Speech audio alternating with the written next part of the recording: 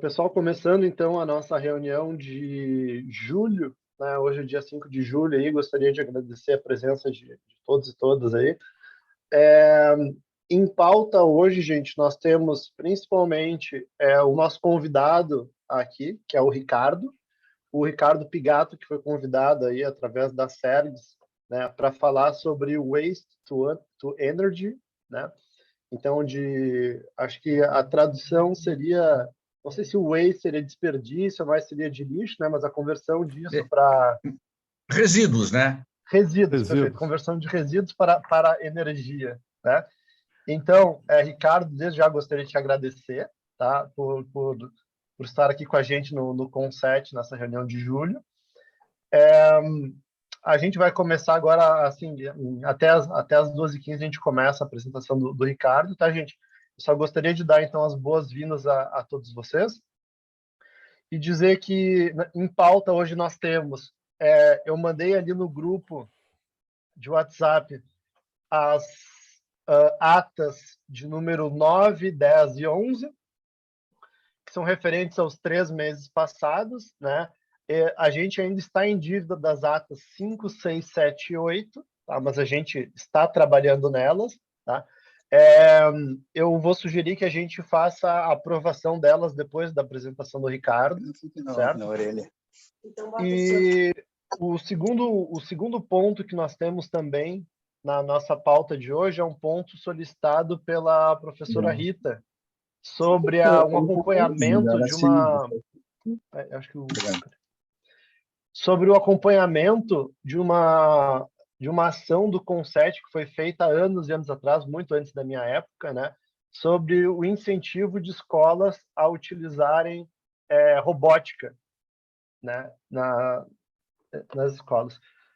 Deixa eu ver. Correia e Júlio tentando entrar. O Júlio já está aqui, tá? O Correia eu não sei, Bortolini. Ele postou no grupo aí, o Correia, tá. ele postou no grupo, os dois colocaram, estou tentando entrar, demorados. Tá, o Júlio falou que estava na sala errada, daí será que eles estava na estão... sala errada, tá certo. Pois é, será que eu mandei o link errado? O Júlio entrou? O Júlio já talvez entrou o Correia na estivesse na sala errada, mas vamos ver, daqui a pouco ele entra. E aí, segundo ponto, então, a gente da pauta seria esse acompanhamento aí que a professora Rita solicitou que a gente fizesse, né? Então, na ordem de hoje, né? Na ordem de hoje, nós temos a apresentação, então, do Ricardo Pigato, seguido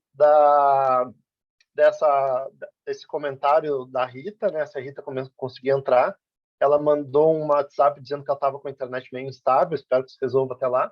E, por fim, a gente faz a aprovação da ata e a marcação da nossa próxima reunião, que é a nossa reunião de agosto. Certo, gente? A Rita também, ela apontou ali no grupo que está com problema para entrar. Problema de conexão, né? Então, vou fazer o seguinte, Ricardo, vou te passar a palavra, tá? Eu só quero aproveitar e eu tenho aqui um pequeno textinho, né? Então, eu só vou ler a tua biografia aqui, tá? Pro pessoal, até para te apresentar, né?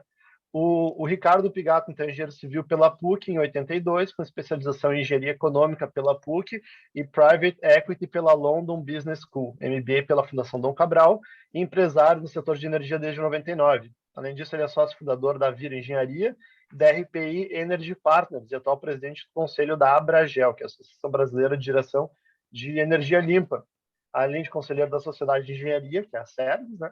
E coordenador da Comissão de Energia, diretor da AGPCH, Associação Gaúcha de Pequenas Centrais Hidrelétricas, e diretor do Sim de Energia RS. Então, uma pessoa com extrema propriedade aí para falar do assunto. Ricardo, em nome do Conset, que te agradeço, então, por ter aceitado o convite da SERGS e ter participado aqui com a gente, tá? Te passo a palavra e agradeço novamente. Muito obrigado. Boa tarde a todos. Peço desculpa pelo improviso agradeço ao presidente Rodrigo, ao Conset, a todos que estão aí, e peço desculpa pelo improviso. Eu estou num quarto de hotel aqui, gostaria de ter uma situação mais bem elaborada, mas eu também não gostaria de ter recusado deixar de participar desta reunião do Conset, porque eu acho ela, primeiro que vocês todos que participam disso são formadores de opinião e pessoas muito importantes para que se dê um passo para que Porto Alegre possa se envolver um pouquinho mais nesse conceito de waste to energy, ou de uso de resíduos sólidos para geração de energia. Então, eu acho que isso é muito importante, não podia perder a oportunidade de novo, então estou aqui meio que no improviso, desculpe aí, né? Eu tentei botar um fundo de tela para não aparecer quarto de hotel, né? Mas eu não sou muito familiarizado com o Zoom e aí acabei não conseguindo, né? E diante dessa situação, eu sou um pouco, não é obcecado, mas como brasileiro, a gente sempre fica muito impressionado quando vê aquelas imagens de lixão, quando vê aquelas imagens de criança descalça mexendo no lixo, quando a gente vê o esforço que são os catadores e toda essa situação em que chama a atenção de será que não tem uma solução mais eficaz, mais rápida, mais eficaz, nem que seja eventualmente até transitória, para que se desse um jeito nisso? E impressionante que se tem tecnologia há muitos e muitos e muitos anos, mas falta desejo, falta alguma legislação, algum regulamento aplicado a isso, né? Que faz com que o Brasil ainda e talvez até e eu não vou ficar nem dourando pílula nem exagerando, não o pessoal, os que me conhecem, eu gosto demais dessa matéria de energia, eu gosto demais de matéria de energia, da inovação, fiz muitos projetos por aí, às vezes questiono demais alguns conceitos que são muito arraigados no setor de energia. Eu não confesso para vocês, acho maravilhoso a questão de eólica, solar, mas elas não são a solução para todos os males, não. Não tem dias que não tem vento, tem dias que de noite não tem sol e nem sempre a cobertura de nuvens permite a geração plena. Então, tem que haver uma composição e tem que haver certamente um hibridismo nisso, né? E por que no Brasil não é feita a incineração de resíduos sólidos urbanos como é feita na Europa, na Ásia, cidades como... Eu até...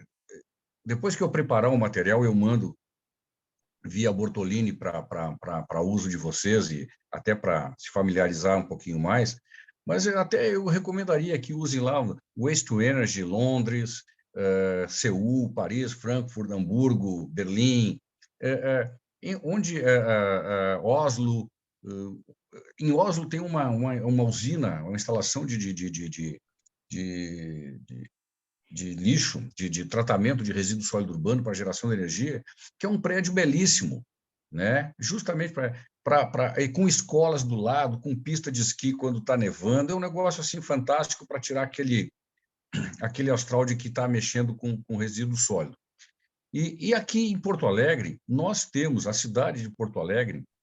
Primeiro, eu vou voltar um pouquinho mais. Se eu falar meio como locutor de jockey, muito rápido, aí o presidente, me dá um comando aí que eu dou uma... Mas é que quando eu fico entusiasmado com o tema, acabo falando que nem uma matraca, mas... ao longo do tempo, esse assunto não evoluiu, porque eu acho, né? Às vezes eu converso muito com o Yuri. Yuri é o presidente da Associação Brasileira de Recuperação Energética, né? Oportunamente, até se num evento próximo que tenha, numa outra reunião, se vocês entenderem, o Yuri é uma pessoa com uma formação acadêmica nessa área, uma formação técnica excepcional. Ele e o Antônio, o Yuri, o presidente, o Antônio, o vice-presidente, que podem discorrer sobre esse tema com muita, não vou dizer muito mais propriedade do que eu, mas com um viés diferente. Por que no Brasil parece que tem um sapo enterrado que essas coisas não dão certo, né? Porque nós temos um mindset, nós temos a cabeça preparada com aquilo que nós ouvimos lá nos anos 80, que a incineração ela é cancerígena pelos dióxidos, né? Por dioxinas, né? Por todos os efeitos que tem as dioxinas e os furanos, né? E que isso é cancerígeno e coisa e tal. Esse assunto já está superado, tem tecnologia abundante, né? Para que isso não aconteça. Testes foram feitos na Islândia, que era um nesse lugar que foi feito através de dioxinas e furanos, porque lá era um ambiente absolutamente limpo, lá bem, como é uma ilha, mas é no norte da Islândia, foi feito um teste para que não houvesse contaminação de absolutamente nada lá, e foi dado um tratamento. Teve problemas no início, depois foi resolvido, foi feito um tratamento nos efluentes. E aqui a gente não consegue tratar desse tema. Aqui no Brasil, e particularmente no Rio Grande do Sul, é um tabu. É um tabu toda vez que se tenta iniciar esse processo, não. Vai queimar plástico, vai queimar, sabe? E isso tudo gera efluentes cancerígenos e coisa e tal. Bueno, temos experiências mundiais a serem trazidas, até porque a parte maravilhosa dessa questão que nós estamos tratando aqui hoje que é um conselho de ciência e tecnologia, ou seja, é por aqui que se vai buscar dar o respaldo técnico-científico para que essa discussão ela não busque esse viés, que se busque muito mais a viabilidade técnica, econômica e ambiental, sem se preocupar com esse fantasma que povoa a cabeça dos nossos licenciadores ou até legisladores. Vamos lá. Porto Alegre, se eu chover no molhado aqui, vocês dominarem o assunto, aí pode entrar, interromper e eu sigo em frente. Mas Porto Alegre gera cerca de 2.000 toneladas de lixo por dia. Né? Não é pouco, minha gente. Eu fiz uma continha aí que estava naquele material. Se pegar o peso médio de uma pessoa de 60 quilos, seria como se a gente mandasse lá para Minas do Leão 30.000 pessoas por dia. Né? Então, é muito lixo. Nós temos uma disposição desse lixo, e olha que eu não estou contando com 100% dele. Uma parte é reciclada, uma parte não é nem recolhida, por incrível que pareça. Né? Eu estou falando daquela parte que é identificável e que vai lá para Minas do Leão. Né? Oi? Não, desculpa, achei que alguém tinha feito algum comentário. Dessas 2.000 toneladas dia, dá mais ou menos, o número certo daria 720, né? Ao longo, mas dá em torno de 600.000 toneladas de resíduos sólidos para serem utilizados em geração de energia. Essas 600.000 toneladas ano, ela é bastante significativa, porque existe uma certa economia de escala para esse negócio. Não dá para ser só um município pequeno, mas alguma coisa em torno de 300 a 400 mil toneladas ano já viabiliza um projeto de geração de energia através de resíduo sólido urbano. Se Porto Alegre está com 600 mil, né? E outra coisa, isso que eu vou dizer aqui, eu não vou ficar... às vezes a gente mede demais as palavras, né?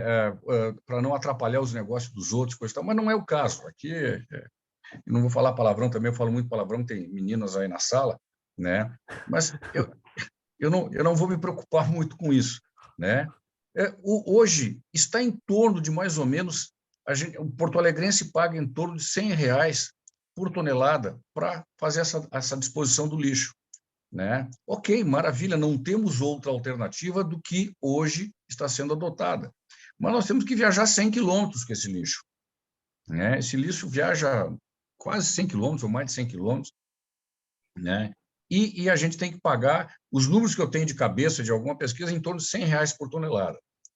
Puxa vida, será que nós não podemos achar uma alternativa viável, econômica, que ao invés de nós pagarmos, tá certo? A gente pode, de alguma forma, receber num caminho, num ambientalismo reverso, né? Trazer isso de volta para a sociedade? É claro que sim.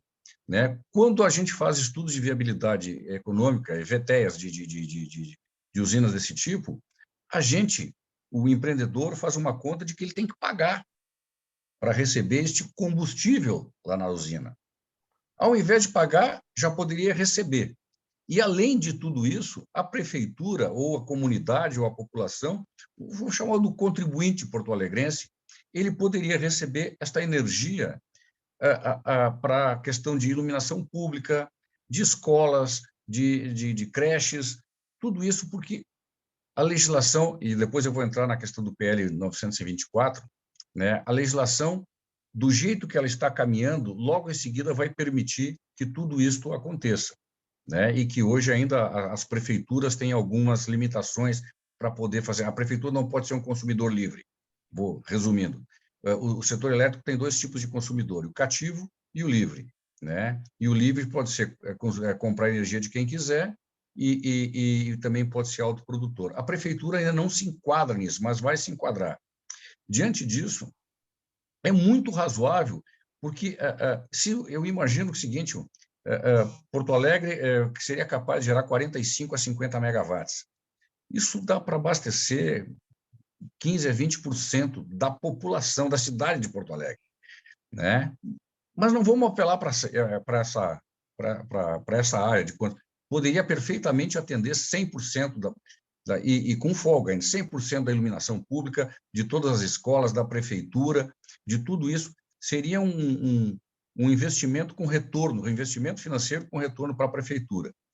E existe um mecanismo da compra desta energia também que poderia viabilizar um empreendimento desse tipo.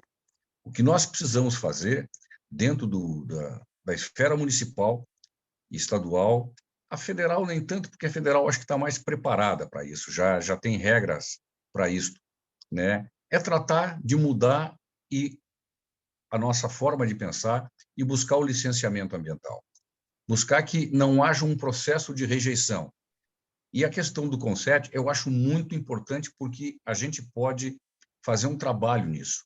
Uma das formas que eu conversava com o Bortolini, presidente, né, e eu imagino que isso não deva trazer custos à prefeitura, nem ao conselho, nem a ninguém, né?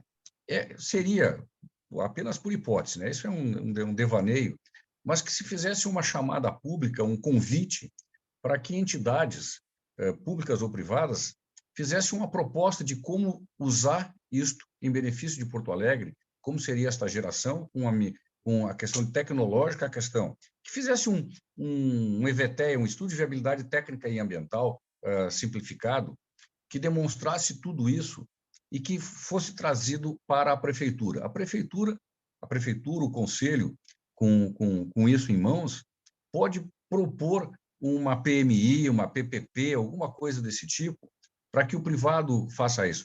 Não sei se é de conhecimento de todos, mas acredito que do conselho saiba, Porto Alegre tem a iluminação pública contratada, terceirizada até, se não me falha a memória, até 2040, né? Aí alguém pensou, mas isso vai atrapalhar? Absolutamente não, porque a iluminação pública ela é remunerada através do atendimento das necessidades e da eficiência energética. E essa empresa recebe à medida que ela consome menos. Então, com a legislação que vem, à medida que se consome menos, surge um excedente de energia que poderá ser comercializado ou usado de outras formas. Então, eu acho que isso é um somatório de potenciais, um somatório de uma espiral positiva, né, que a prefeitura pode fazer e mais. Não tem ainda, pelo menos que eu saiba, nenhuma prefeitura do Brasil à frente deste movimento.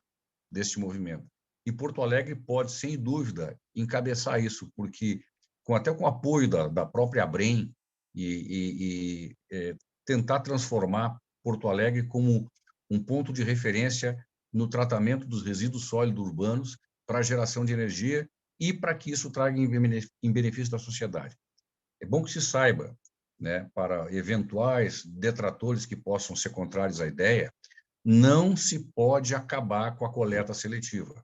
Ela está no regramento federal. E também os catadores, eles sempre vão ter uma atuação prévia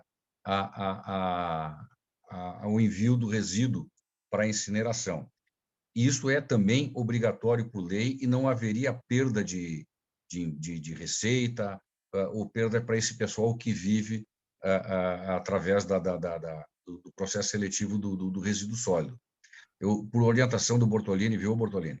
Por tua orientação, eu estou deixando de falar de lixo, né? É que lixo é o conceito coloquial, né? É mais comum falarmos de lixo, mas o conceito, a parte técnica, efetivamente, é resíduos sólidos, né? Resíduos sólidos urbanos. Esse é o nome acadêmico para o nosso polícia que a gente gera e manda para longe. Uma outra coisa, não é um subproduto, mas está em crescimento no Brasil, e aqui o Rio Grande do Sul também, o aspecto do biogás, que é retirado lá. O biogás, o aterro lá de Minas do Leão produz biogás e hoje produz energia elétrica. Lá tem uma usina de energia elétrica que com esse resíduo, com o biogás, gera energia, e o benefício lá é deles, não é trazido para a sociedade. É uma oportunidade que eles têm lá.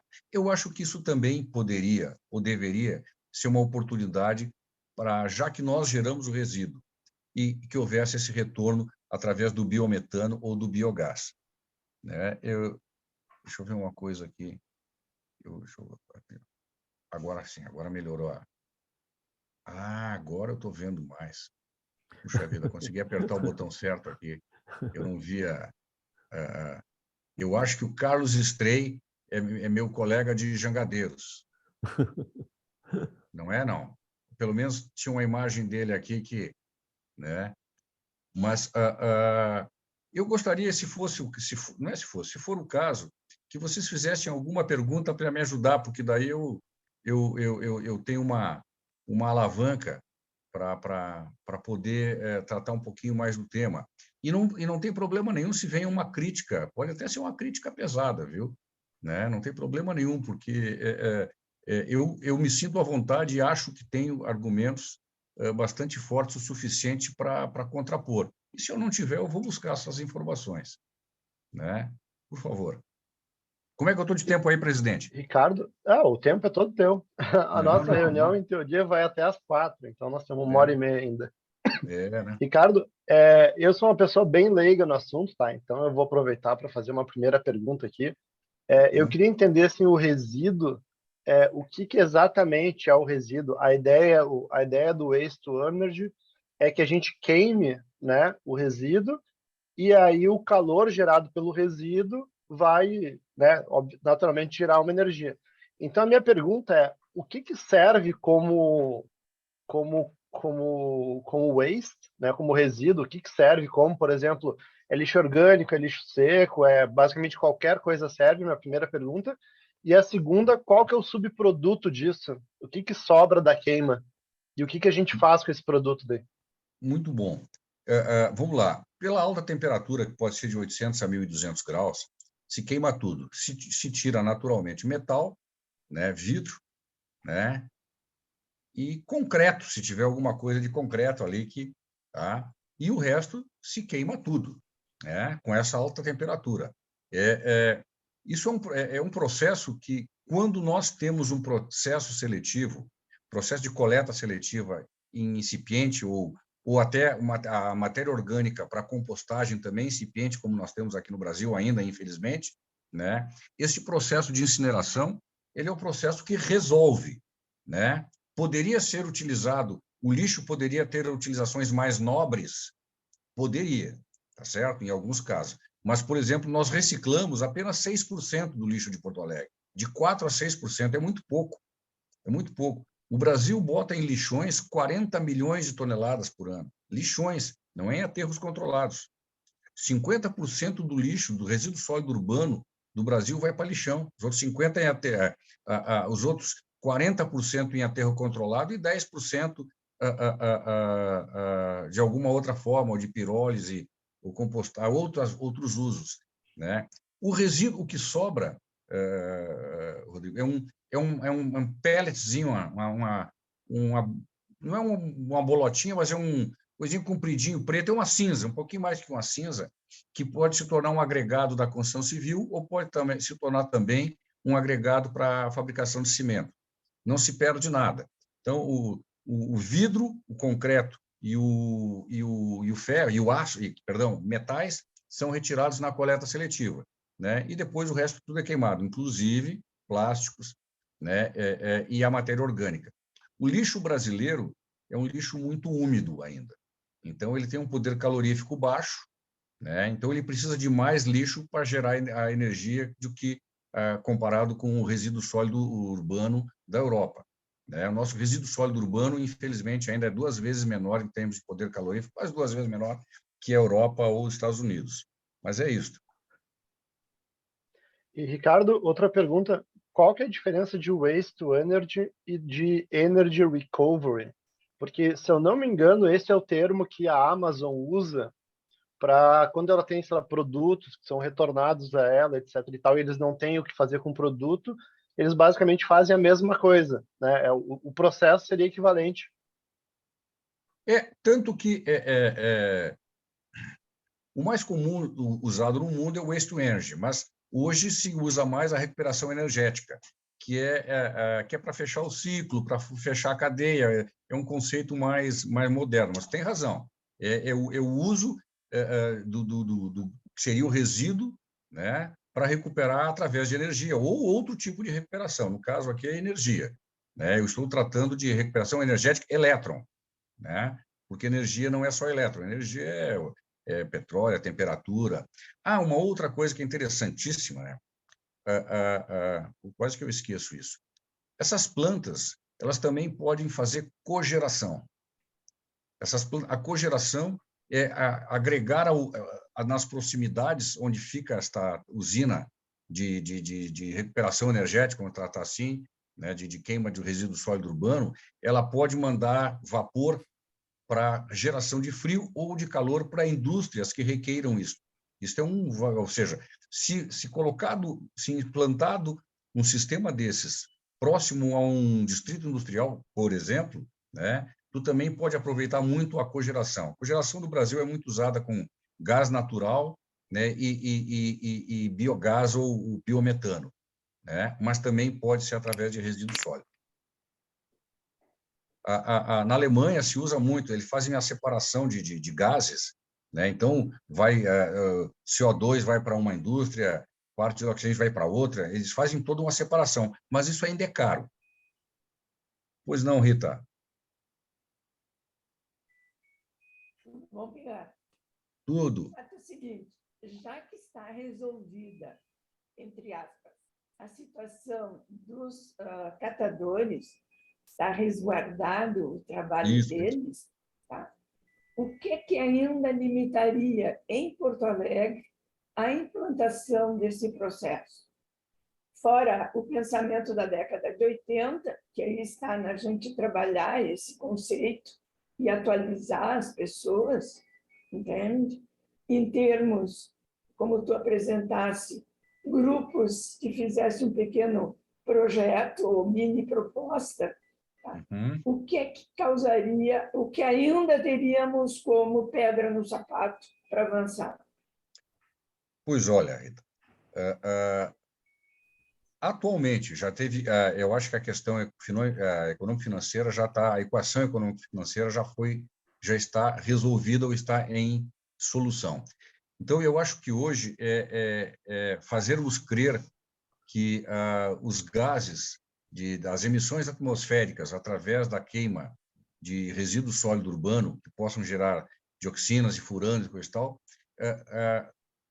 que a tecnologia para isso seja reconhecida e passe, então, a fazer parte do nosso dia a dia. Não é fácil mudar esse conceito.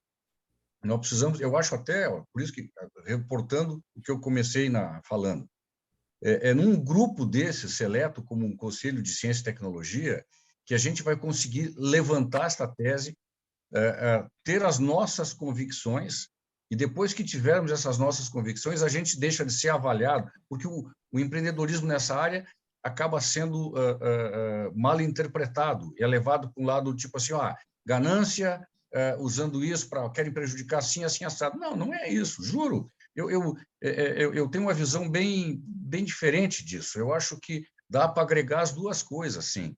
Então, basicamente, Rita, para mim é meio ambiente. Para mim é mudar o aspecto cultural. Há menos de 3 anos atrás, nós não tínhamos solução econômico-financeira. Hoje, a gente já tem os projetos. Ricardo, me diz uma, Interstalk, me diz uma coisa, eu vou fazer uma pergunta que são 3.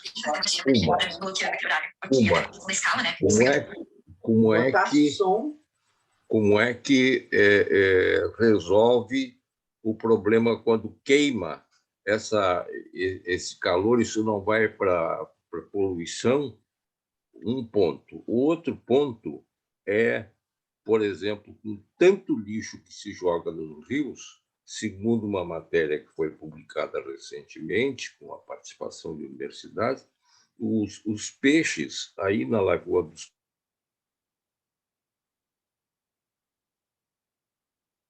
Eu não sei se foi o meu que deu uma paralisada, não. Foi o doutor Guinter. Parou, o Guinter congelou. Acho que o Guinter travou. Eu vou esperar E ali. terceiro, como resolver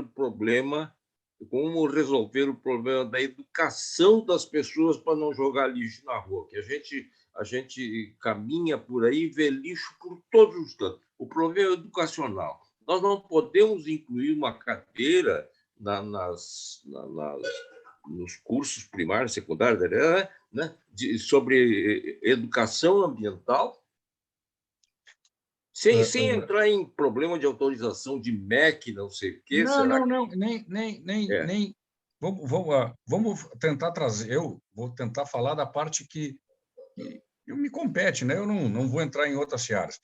A poluição, sim. A queima leva a queima deste combustível, que é o resíduo sólido urbano, leva à poluição. O que encarece bastante, e não encarecia no passado, mas encarece muito hoje, são os filtros. Hoje, os filtros são de altíssima tecnologia para que não deixe acontecer aquilo que acontecia no passado, né? E que ficou comprovado que tinha. A parte, vamos dizer assim, triste disso tudo é que primeiro precisou acontecer para que se percebesse o efeito disso. A parte boa disso tudo é que a tecnologia buscou resolver esses problemas, e hoje resolve, a ponto de que, não vou dizer que são cidades mais ou menos desenvolvidas que Porto Alegre, mas conceitualmente elas têm tecnologia tão boa ou melhor que nós e usam isso para resolver os seus problemas de resíduo sólido urbano. Né? Imagina se tivesse... a Inglaterra, nos anos 80, ela enchia de barcaças e afundava no Mar do Norte. Você veja que maluquice. Ela botava, enchia... essa poluição que perambula pelo mundo aí de garrafas PET, coisa e tal, ninguém me tira da cabeça que isso foi coisa que foi colocada lá na década de 80, 90 e que foi afundado no Mar do Norte. Isso não tem mais sentido. Hoje eles resolvem em coleta seletiva com isso, mas resolvem pelo menos 30% do lixo de Londres, ele é transformado em energia, né? Pelo menos 30%. Eu não quero exagerar, dizer que é muito mais, porque são dados que eu tenho através da ABREM. Isso, então, assim, gera poluição, sim, mas tem tecnologia para filtrar e não deixar que essa poluição ultrapasse os limites estabelecidos pela legislação ambiental, né? Então, basicamente certificar que isto vai acontecer sem exigências descabidas dos órgãos ambientais. Puxa vida, vamos praticar o que os outros lugares praticam. Não vamos exagerar na dose. A gente exagera na dose, a gente acaba... Aquela velha história, não sou eu que não fiz a frase, gostaria de ter sido, mas a diferença entre o veneno e o remédio é a dose, né? Então, aqui, às vezes, a gente aqui quer ser tão tecnicistas em algumas coisas e esquece de que isso já é feito, já é praticado com seriedade e com competência em alguns outros lugares. Aqui em Porto Alegre, aqui não estou em Porto Alegre, mas na nossa cidade, existe um preconceito sobre isso. Primeira coisa, eu acho isso. E eu acho, doutor Guinter, que a partir do momento em que houver uma reversão disso para a sociedade, as escolas e todo mundo, eu acho que vai ser natural que as pessoas sintam que esse resíduo que elas geram traz um benefício para a sociedade. E isso começa um movimento cultural. Acredito que isso faça um movimento cultural que reverta para arrecadar mais resíduos sólidos. As pessoas deixam de fazer a disposição equivocada disso, porque isso vai gerar energia. Vai gerar energia, vai gerar recursos, as escolas vão poder... Eu fico tão... A dificuldade que as creches passam para sobreviver, né? Puxa vida, nós temos como melhorar, se não resolver, mas melhorar a situação de muita gente nesse sentido. Então, eu sou mais ou menos nessa linha e sou muito feliz, agradeço muito ao Bortolini, porque este eu acho que é o lugar certo, porque é uma mudança de conceito, né? Não precisamos de outras regras, não precisamos, a não ser agora esse PL do 924, esqueci de falar dele, né? Quase que eu me passo. Existem 2 projetos de lei tramitando. né? Um é o PL 924, que está na Câmara ainda, né? Que eu acho que o nosso prefeito, os nossos políticos locais, assim como no Estado, pode se inteirar um pouquinho mais sobre ele, que é o que vai transformar as prefeituras incapazes de produzir e consumir a sua energia. Hoje elas não podem. Então, é importante esse projeto. Nem todos os artigos que estão lá dizem respeito a isso, mas, basicamente, isso. E existe um projeto de lei que já tramitou, já passou na Câmara e agora está no Senado, que é o PL 414-414. Esse projeto 414 ele faz uma modificação significativa na forma de comercializar a energia. Vai fazer com que o consumidor de baixa tensão possa escolher o seu supridor de energia, através de um negócio chamado comercializador varejista e consumidor varejista. Hoje, o consumidor de baixa tensão, nas nossas casas, nós só podemos consumir energia que nos é vendida através da distribuidora de energia.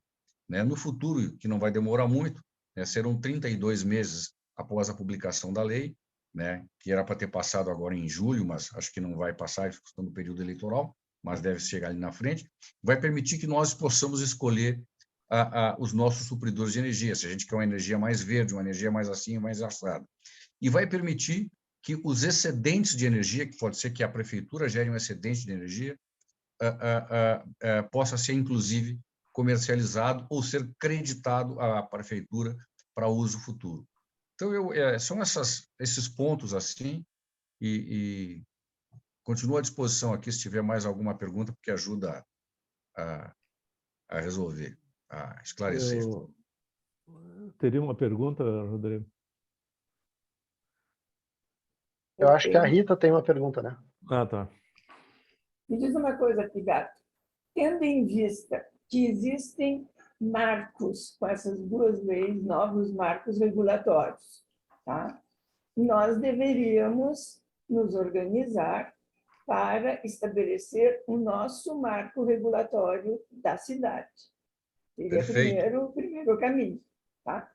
O segundo caminho, essa mentalidade da década de 80 era em função da difusão de informações que se tinha naquela época e dos incentivos a pesquisas que existiam naquela época. Perfeito. Não deveríamos nós captar informações, trabalhar essas informações e amplamente difundi-las em encontro, junto às escolas, para que os alunos, não importa qual é o nível, saiba o que é perigoso e o que não é mais perigoso, o que é possível, o que não é possível para a cidade. Tá?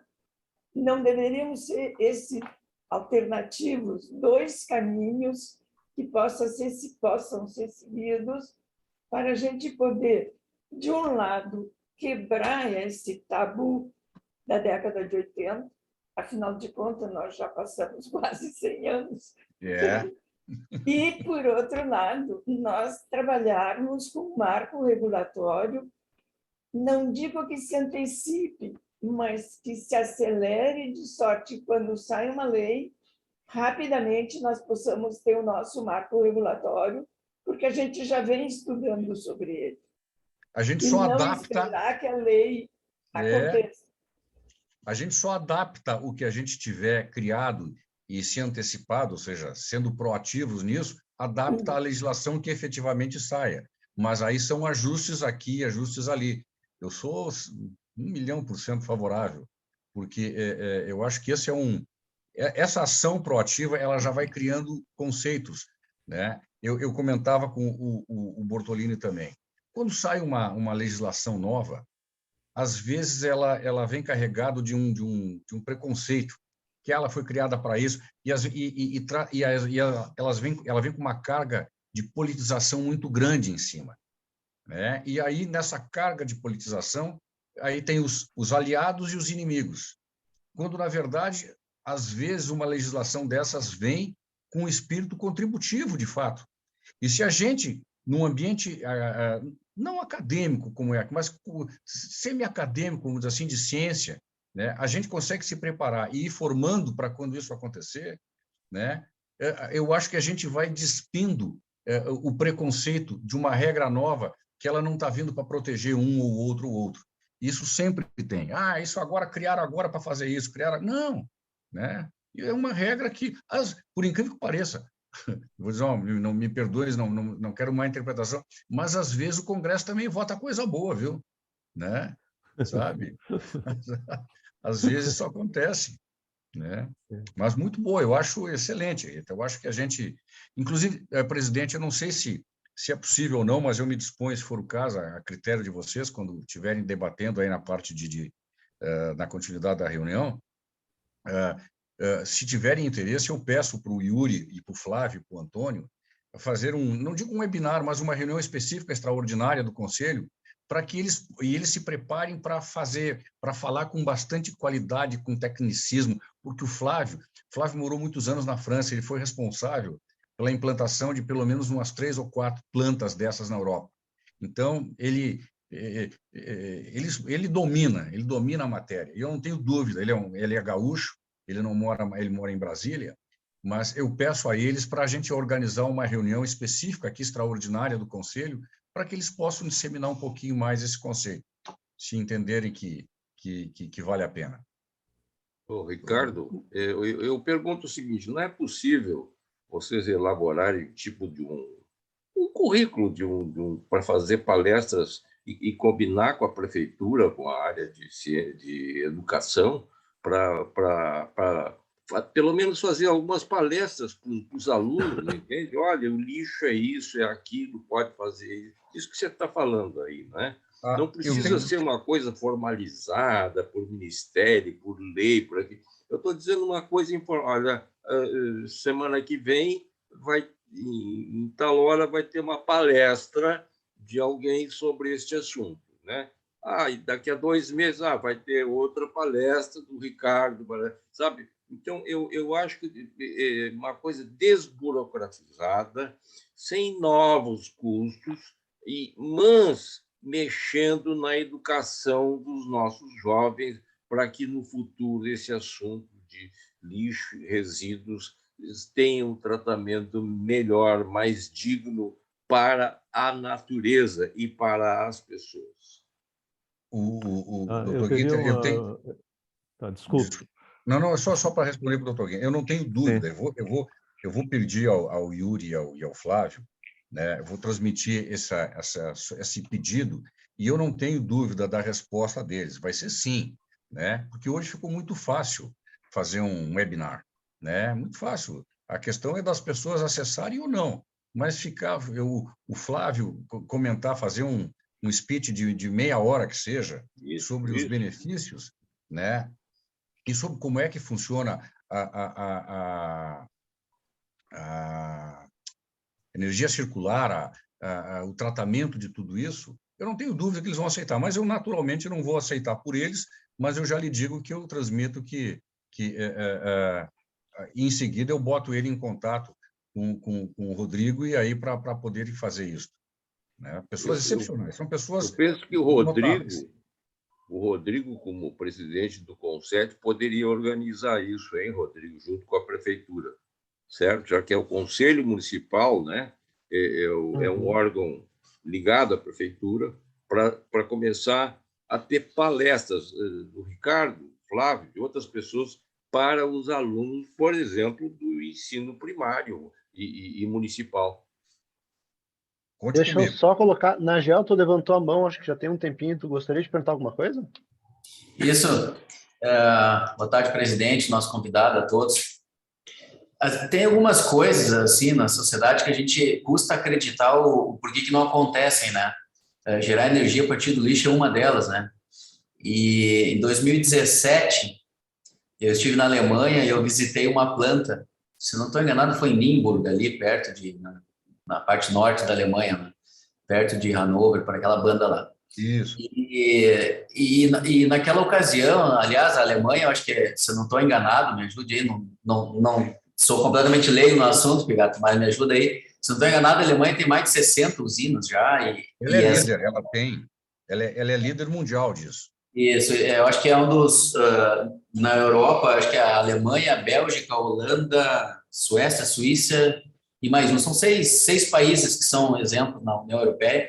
E na Alemanha, o envio de lixo urbano para aterro sanitário é zero.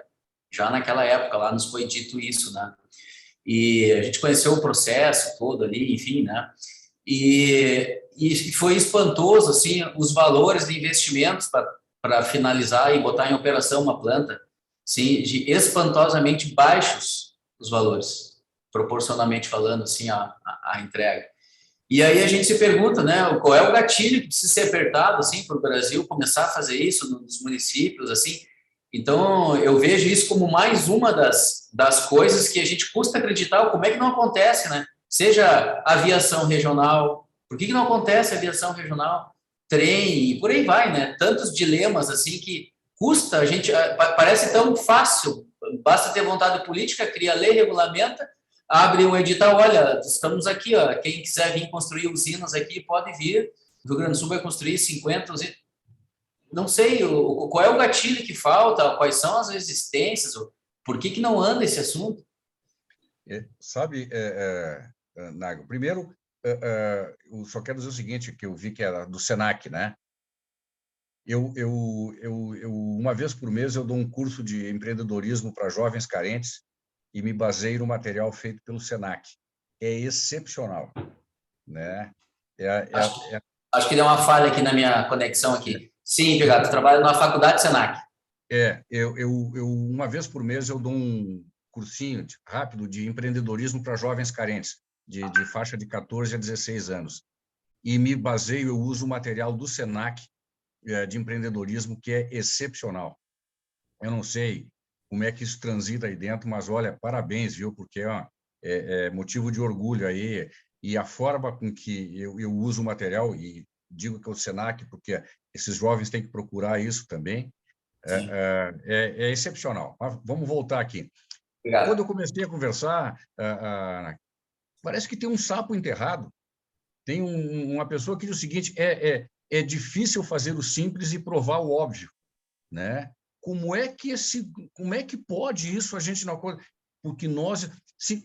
eu vou usar o ambientalismo, os ambientalistas às vezes ficam bravos comigo, mas eu também fico bravo com eles, então dá 0 a 0, né? A nossa legislação que rege o licenciamento ambiental brasileiro é de 1986, é a resolução CONAMA 0186. Depois teve uma modernização em 97, minha gente. Depois teve uma supermodernização em 2007, que essa supermodernização foi um mecanismo que foi criado, o relatório ambiental simplificado. Tá certo? Mas os conceitos ainda são de 1986. As matrizes de emissões atmosféricas têm parâmetros que não funcionam mais hoje em função da tecnologia que existe. Então, para mim, é um sapo enterrado. E o que é uma loucura, porque, claro que posicionamento particular a gente não julga, né? A gente escuta e se associa ou contrapõe, né? Mas tem muito ambientalista, por exemplo, lá que eu me lembro, até faz 5 anos, mas eu lembro a fala do CEO lá da usina, de que eles recebiam muita crítica dos ambientalistas, no sentido de que o problema não era o lixo urbano, era o lixo industrial. Ora, mas é porque existe um problema do lixo industrial que não vai tratar o outro, né? Então, é uma loucura pensar dessa forma, né? Isso, e eu lembro assim, de alguns dados assim, ficaram muito marcados. A cada 3 toneladas de lixo urbano, 2 eram incineradas e naquela ocasião, talvez hoje, 5 anos depois, seja muito maior, né? Mas naquela ocasião já era 0 envio para aterro sanitário e a cada 3 toneladas, 2 eram incineradas. E aí, claro, tem todo um processo, antes de ir para a incineração, tem uma parte de reciclagem, separação, que é vidro, madeira, já tem é um funil, né? Então, o que vai para a incineração já é uma parte bem reduzida do lixo urbano, né? E o substrato também era usado na produção de asfalto, se eu não estou enganado, lá na Alemanha. Isso. Né? Eu confesso que eu acho que isso tem que ser um água mole em pedra dura, né? É um água mole em pedra dura e devagarinho. Não existia uma situação dessas tão forte, tão pesada, como poderá acontecer agora, porque era difícil de viabilizar economicamente, né? Era difícil, né? Hoje já não é mais. Então, aquele aspecto de que teria que haver subsídio para resolver o problema. Não. Hoje não precisa mais subsídio, tá certo? E eu vou dizer agora, dia 16 de setembro de 2022, vai ser o primeiro leilão público de energia que vai aceitar projeto de resíduo sólido urbano. Olha aí. Então, isso já começa a demonstrar uma mudança de comportamento, uma mudança da forma de pensar. É o primeiro Brasil, desde que o Brasil existe. Então, eu acho que isso é devagarinho. Num ambiente como esse que nós estamos aqui reunidos agora, eu acho que sim, eu acho que devagarinho, com isso que tu acabaste de falar, com a dona Rita, o Guinter, essas coisas que a gente vai criando esse conceito, vai devagarinho em Porto Alegre. E mais, eu brinco, né? Brinco não, mas o efeito manada, ele existe para todo ser humano e para toda a sociedade. Se Porto Alegre tomar a dianteira nisso, vão ter outros municípios, eu brinco também, assim, mas isso eu brinco mesmo. Por que Caxias e Bento crescem muito? Eu sou italiano e posso, né? Porque o gringo é muito invejoso, né? Não pode, se o vizinho pintou a casa, ele também tem que pintar. Se o vizinho comprou um carro novo, ele compra. E isso vai gerando uma espiral positiva que todo se desenvolve, né? Eu acho que se Porto Alegre tomar a dianteira de um assunto desses, uma outra cidade também vai querer, outra, e a gente vai. Aí, quando a gente vê, está numa espiral positiva para que essas coisas aconteçam. E essa espiral se reflete em todo o ecossistema dessa geração de energia, né? Porque são muitos empregos gerados a partir disso. E para se ter uma ideia, eu lembro também um fato muito interessante que nos foi relatado lá naquela ocasião, na Alemanha, de que eles chegaram a um grau de maturidade que esse monopólio de recolhimento de lixo, vamos chamar assim, né, do poder público, lá ele não existe. A população pode fazer a opção de pagar lá no seu boleto anual do IPTU, pagar ou não a taxa de recolhimento de lixo. Você pode recolher o seu lixo e levar até a usina. Você vai lá e deposita direto. E tem essa economia ali. E ainda vende o lixo, porque lá tinha uma escassez de lixo. Estavam comprando lixo da França, se eu não estou enganado, naquela ocasião lá. Então, assim, é um ecossistema muito grande. Não é só a questão do lixo, do aterro, né, e da geração de energia. Tem uma série de coisas aí no entorno disso, né? De indiretos. Existe uma... Desculpe, Bortolini. Sim. Não, eu peço desculpa porque eu tenho que sair agora às 15 horas, mas eu agradeço muito a tua participação aí. Aceitaste aí, eu deixo para o Rodrigo comandar, mas minha pergunta seria o seguinte: tu falaste durante a apresentação, tu falaste numa ideia de consulta pública, né? Isso. Com EVTECA, né? Isso seria antes da aprovação do 924 ou após a aprovação? Eu acho que antes, até para aproveitar o que já tem aí e o que precisa ser mudado. Sim. E o que precisa ser mudado, a gente também pode sugerir isso, né? Como é que eu imagino que poderia atrair interessados, né? Uma PMI, ou uma PPP. Vamos falar de uma PMI, que eu não me lembro qual é a sigla, programa de puxa vida, proposição de investimentos. O M eu não me lembro, né? Quando o empreendedor, quando o interessado em fazer esta PMI apresenta um projeto, né, para licitação, a prefeitura analisa, as prefeituras, ou um somatório de prefeituras, ou consórcio de municípios, ou um município só, monta esta PMI, e se porventura o vencedor desta PMI não seja o gerador do projeto, ele vai ser ressarcido pelos custos que ele teve, pelo desenvolvimento, que já vai ter sido previamente aprovado pelo agente que vai promover a licitação. No caso aqui, a prefeitura.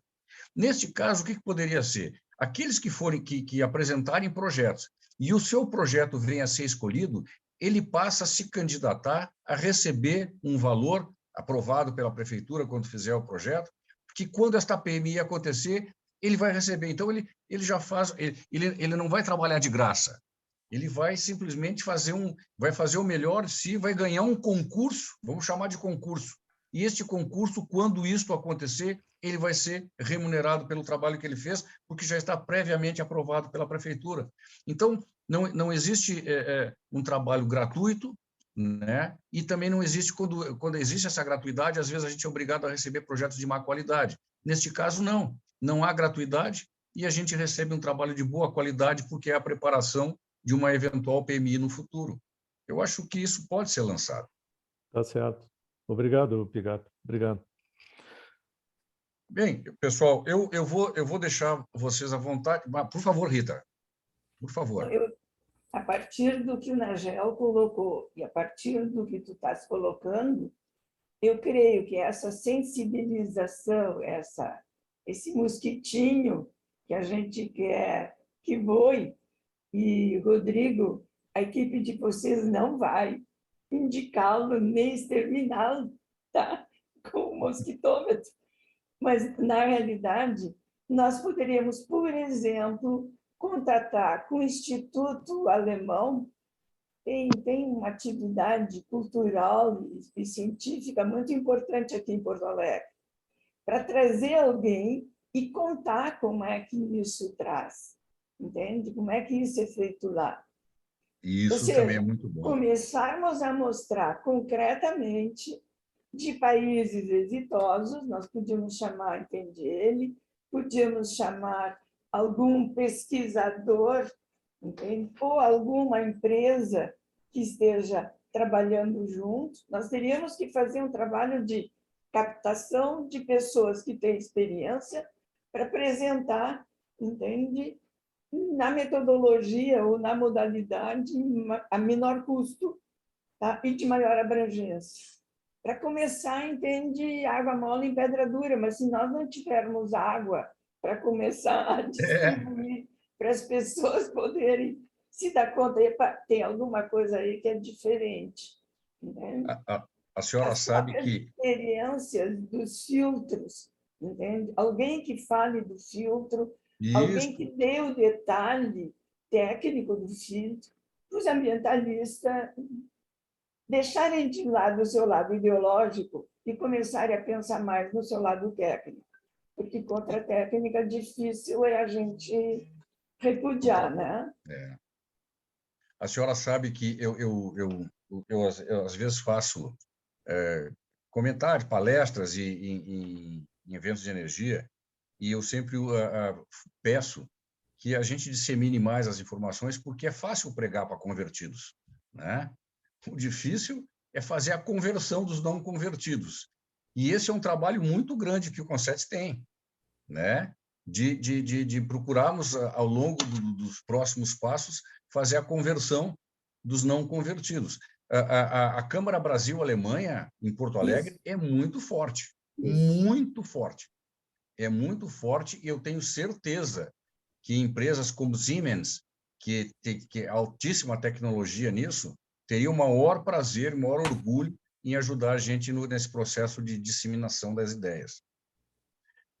Pessoal, eu já tomei o tempo demais de vocês, agradeço muito aí a oportunidade, Rodrigo.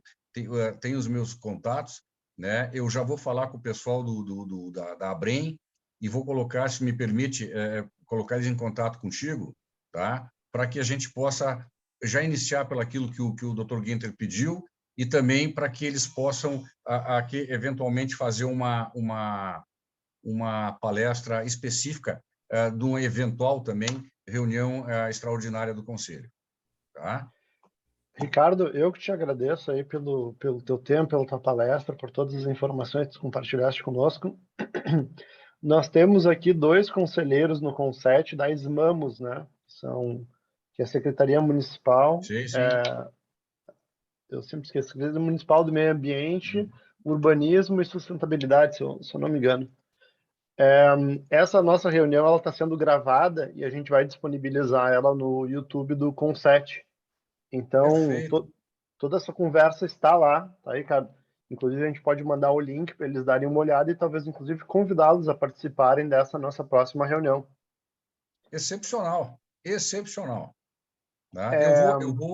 Eu vou fazer das tripas do coração para que isso aconteça o mais rápido possível.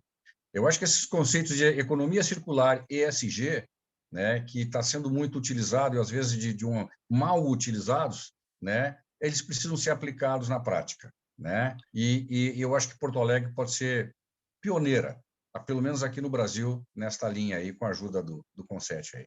Pessoal, muito obrigado mais uma vez aí e estou 1000% à disposição, tá? Perfeito. Boa Muito tarde. obrigado, Ricardo. Boa reunião para vocês aí. Boa reunião janta, pra boa vocês. noite. Boa noite. Obrigadão. Tchau, tchau.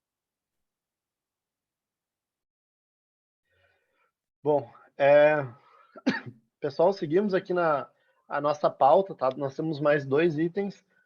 Rita, te passo a palavra para falar sobre o item das ações do Conset realizados anos atrás para incentivar o uso da robótica na educação, que foi solicitada essa inclusão de pauta.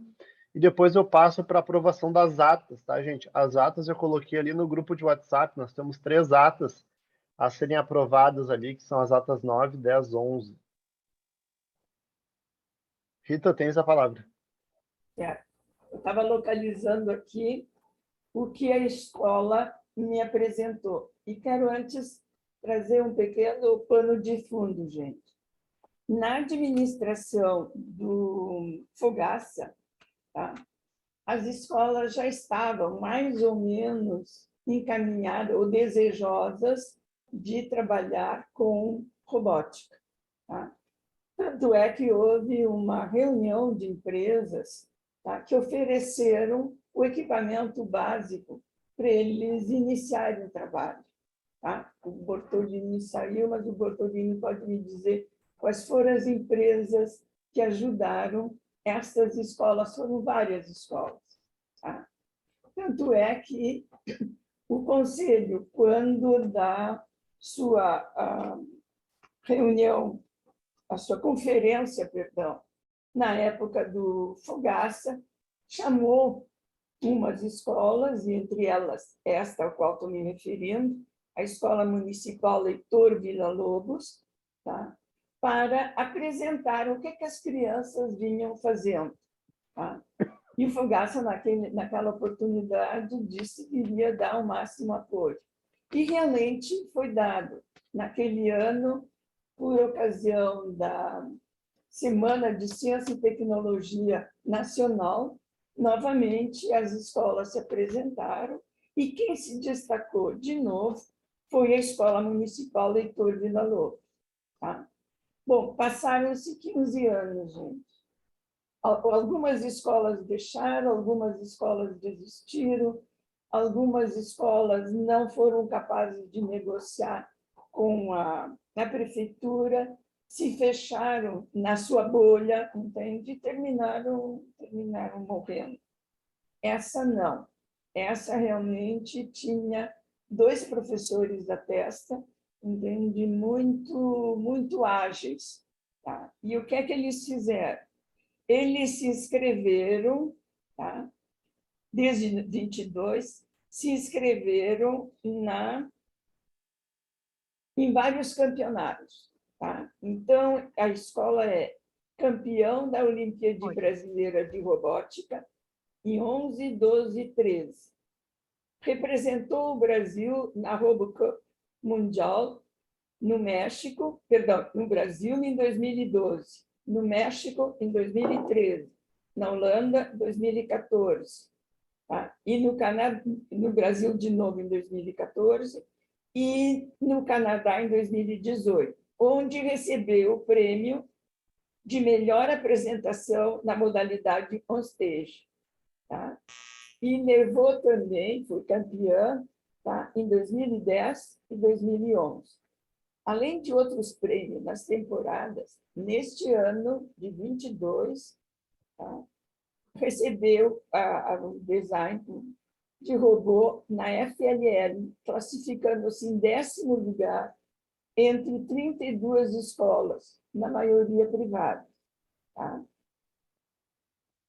Está na lista de espera para ir à etapa brasileira ainda esse ano. E está fazendo todo um trabalho para que isso aconteça em Porto Alegre. Tá? O que a gente vem pensando no trabalho da Porto Alegre Cidade Educadora, onde, na reunião passada, eu disse que estaria participando. Tá? Estamos pensando realmente de dar oportunidade aos professores e aos alunos de terem possibilidade de terem vivências com outras instituições, e principalmente, não foi dita na antepenúltima reunião, que nós não temos gente voltada para a área da informática, da robótica, entende? E assim por diante. Porque as escolas percebem o que é importante, os alunos estão entusiasmadíssimos, e temos uma manifestação de alunos para apresentar, possibilidade de maior crescimento. Eles gostariam de visitar fábricas, eles gostariam de visitar laboratórios, as professores gostariam de ter assim, uma atualização para poder avançar e não ficar sempre, mesmo que eles avancem no que eles conhecem, mas poderem avançar mais. E, com isso, acreditamos, tá, que é possível nós chamarmos mais alunos para essa área. Tá? E, de acordo com o que tinha sido dito, tá, as meninas que trabalham com robótica são as mais entusiasmadas e em número maior. Se nós realmente conseguirmos difundir, valorizar essa atividade, e de nossa parte, por exemplo, já que eles estão fazendo 15 anos, poder oferecer um reconhecimento, alguma coisa, entende, que estimule elas a irem adiante. A semelhança do que nós fizemos com os projetos que foram apresentados no início desta administração. Então, era isso que eu queria colocar, e vou pedir para o Jorge apresentar a fala da professora coordenadora, é um pequeno trechinho, entende, que ela gravou tempos atrás para mostrar para o município que ela tinha alguma coisa, entende, que precisaria para poder avançar. Tá? Então, nós vamos aproveitar o mesmo vídeo. Conto contigo, Jorge. Então, pessoal, vamos fazer um teste do nosso robô Spike. Vamos dar uma verificada no funcionamento dele.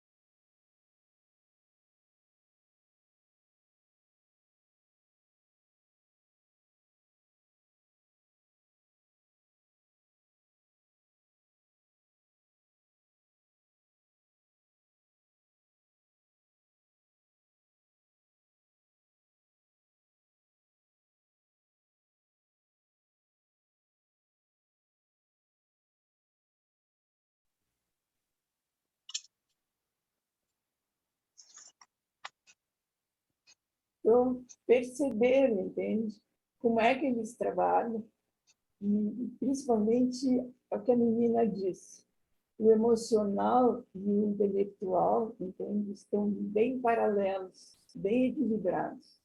Isso faz com que eles se tornem cada vez mais criativos também.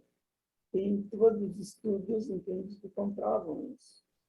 E a forma com que as oficinas são desenvolvidas e as oportunidades de poderem desenvolver outras atividades que não necessariamente sejam de robótica, mas sejam da área da informática, creio que seria um bom caminho. E, em princípio, temos um caminho aberto com a Secretaria Municipal de Educação, para a gente poder se aprofundar um pouco mais em relação a isso. Tá? Eles se deram conta que a forma como eles estão organizados, trabalhando em bancada, e vocês perceberam a dificuldade do aluno poder se movimentar, não coincide tanto com a possibilidade, por exemplo, deles trabalharem em equipe, mas uma equipe centrada no trabalho e ao redor de uma mesa. Então, precisariam ajuda em termos de como melhorar essa sala para torná-la mais educativa, mais estimuladora e mais produtiva. Tá? Eles ainda precisariam de notebooks para poderem trabalhar mais. Tá? Então, de novo, tem 2 pedidos que eu creio que o CONCET, aliás, 3 pedidos que eu creio que o CONCET poderia pensar. Um é o reconhecimento do trabalho da escola, porque, sejamos honestos, gente, fomos nós que cutucamos, fomos nós que estimulamos.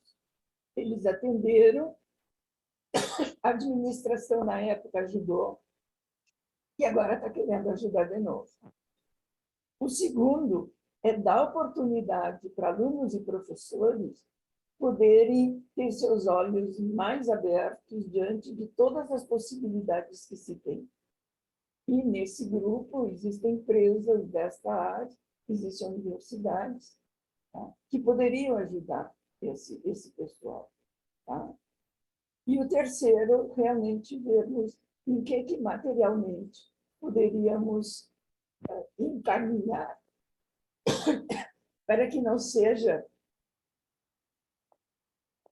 um simples dar, mas um dar em função do que eles fazem, da produtividade e do comprometimento deles.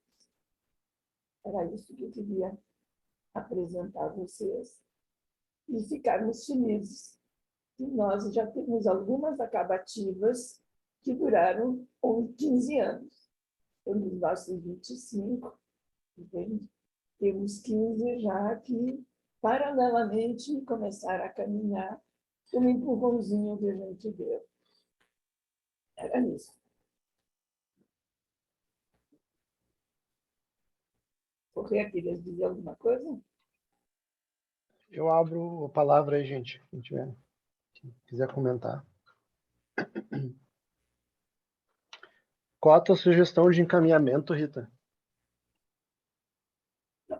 Primeira é reconhecermos o trabalho da escola, formalmente. Tá? Um expediente nesse sentido. Tá? Segundo, dentro do que a gente possa fazer, termos um contato com a secretária de Educação ou com a responsável pelo projeto de inovação tecnológica na Secretaria de Inovação do município. Tá?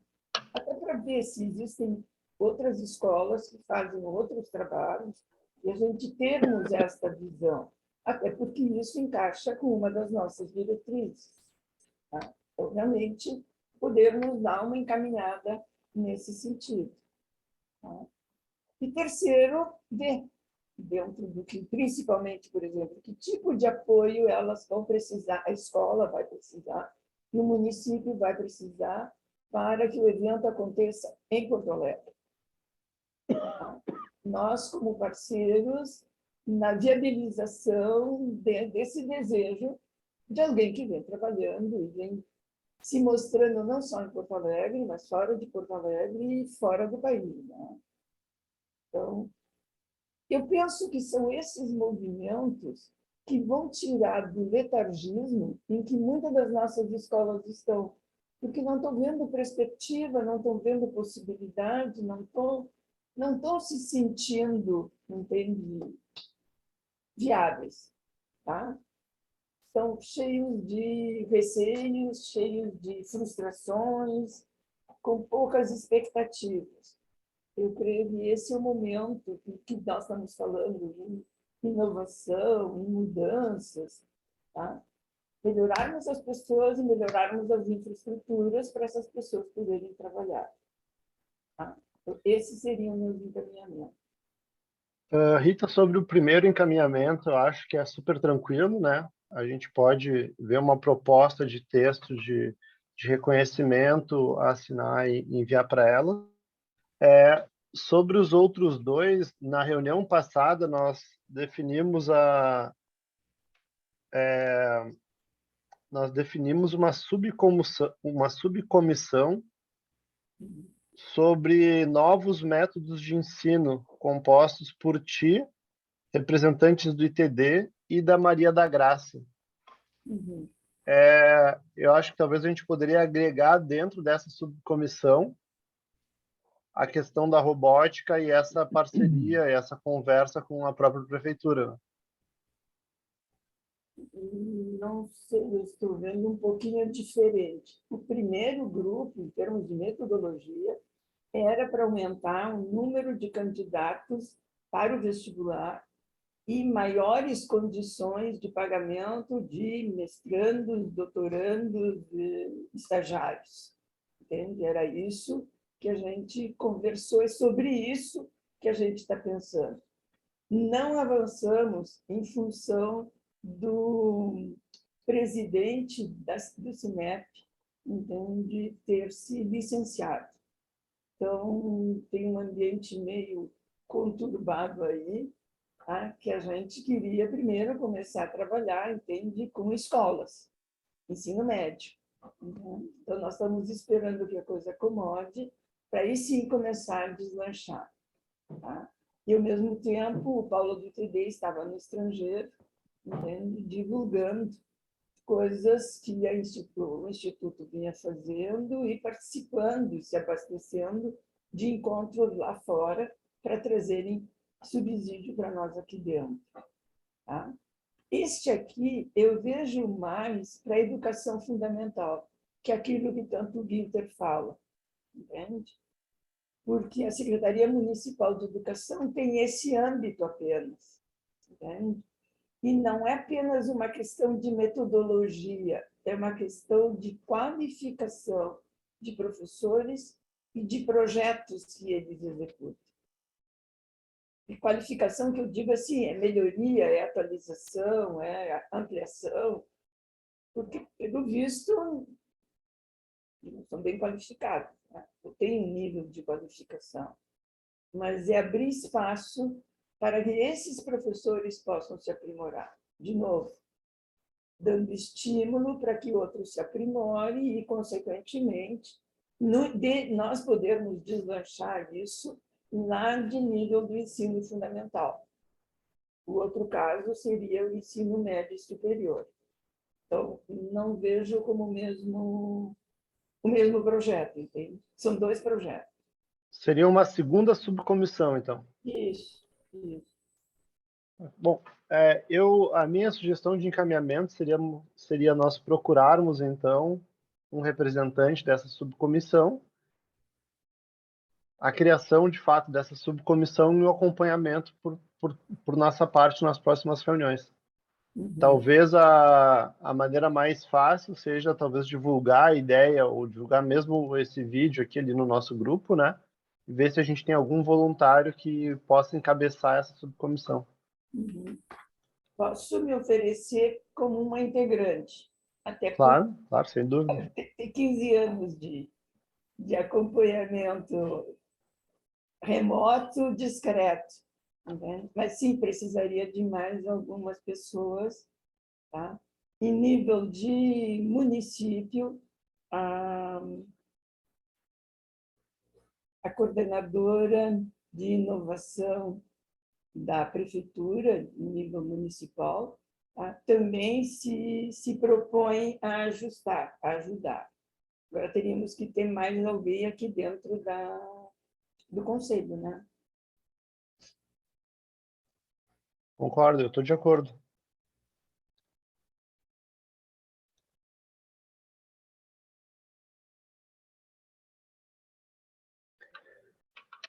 Rita, quem sabe tu compartilha esse convite ali no nosso grupo do Conset e a gente vê quem tem mais interesse, né? Mas, assim, naturalmente, me parece que aquela própria outra subcomissão, apesar de ser outro assunto, é o nosso pessoal mais voltado para a educação do Conset, né? Então, provavelmente, ali dentro daqueles membros da outra subcomissão, né? Que, se eu não me engano, eram os membros do ITD, a Maria da Graça, né? E obviamente tu, né? Mas tu já fazes parte, né? Talvez aí sejam bons membros a serem incluídos, né? E eu citaria especialmente o pessoal do ITD. Uhum. Sim, sim. Eu gostaria de convidar o Júlio a nos ajudar nessa caminhada. O Paulo, sem dúvida. Pode contar comigo, então, tá? Por toda a experiência que a CESPRO tem também de lidar com esses eventos, com as premiações, com as visitas técnicas. Pode ser? Pode, claro. Tá ouvindo aí? Estão ouvindo aí, Rita? Estou ouvindo. Ah, tá. Coloca meu nome aí, é uma satisfação trabalhar do teu lado, sempre. Tá? Então, temos os dois grupos para os dois trabalhos diferentes. Obrigada. Maravilha, gente. O nosso terceiro item de pauta, gente, é a aprovação das atas, tá? As atas número 9, 10 e 11, tá? Até para contextualizar, a ata número 9 foi a ata da nossa reunião presencial, né? É um pouquinho diferente. E a ata número 10 e 11 foi fortemente embaseada aí pela nossa ajuda da Ariane, que é a nossa representante aí do Gabinete de Inovação, né, Ariane? Então, gente, eu mandei ali no WhatsApp, tá? Eu vou fazer o seguinte, acho que todo mundo pode ligar a câmera, se quiser, né? Pode ligar a câmera, dizer no chat, etc e tal, mas eu julgo o seguinte, ó, quem estiver de acordo, permaneça como está, quem não estiver de acordo, levanta a mãozinha, dá um grito, liga a câmera, levanta os braços, faz alguma coisa aí para deixar bem claro que não está de acordo. Então, gente, em votação, as atas número 9, 10 e 11, tá? Que eu disponibilizei ali no WhatsApp, acho que ontem ou durante o fim de semana, né? Tá, então considero as 3 atas... Deixa eu ver se a Jana está de acordo. Ok. Então, considero as 3 atas aprovadas, tá, gente? E já adianto também que acho que foi essa semana eu encaminhei as atas para o Manolo do Gabinete de Inovação. Não sei exatamente por quê, tá? Mas eu acho que eles estão fazendo alguma conferência, alguma publicação dessas... Carlos que havia solicitado, Rodrigo. Ah, tá certo. Então eu enviei as atas, eu naturalmente não enviei as atas que nós ainda não temos, né? Que é as atas de 5 a 5, 6, 7, 8, mas a gente está trabalhando nelas e eu espero entregar para vocês na próxima reunião para aprovação das atas de 5 a 8 e da ata desta reunião aqui, que já é a ata 12, tá, gente? Aí a gente estaria aí direitinho com todas as atas regularizadas. A nossa próxima reunião será no dia 2, então daqui a 4 semanas, tá? No dia 2 de agosto. Deixa eu só conferir se não tem nenhum feriado. Eu sou meio perdido com feriados, mas não tem nenhum feriado. Então, dia 2 de agosto fica aí pré-marcada a nossa reunião, tá? Que é a primeira terça-feira do mês, tá, gente? Então, agradeço a presença de todos aí novamente. Branco, se quiser terminar a gravação.